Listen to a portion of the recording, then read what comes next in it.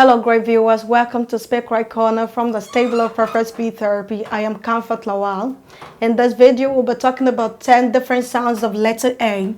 As you all know, letter A is the first letter of the English alphabet and also the first vowel letter. Letter A has got 10 different sounds. Let's see. Letter A give its name A when it forms relationship with letter Y in day, tray. It gives A in when you form relationship with letter I in rain, plane.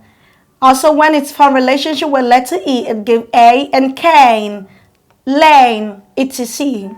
That's the first sound of letter A. The second sound of letter A is air, air. Letter A gives air when it comes out the middle of two consonants in words like bag, cat, etc. The third sound of letter A when it forms relationship with letter R, it gives R, R. In words like park, car. The fourth sound of letter A is E, E. In any, many, letter A gives sound E. Number 5, that's the fifth sound of letter A. Letter A gives the sound called sure or faint or lazy sound. When it comes in an unstressed syllable in words like above, away. That's the fifth sound of letter A. The sixth sound of letter A is O, O. When letter A comes before W, it gives O in saw, law, etc. Number 7, O, O.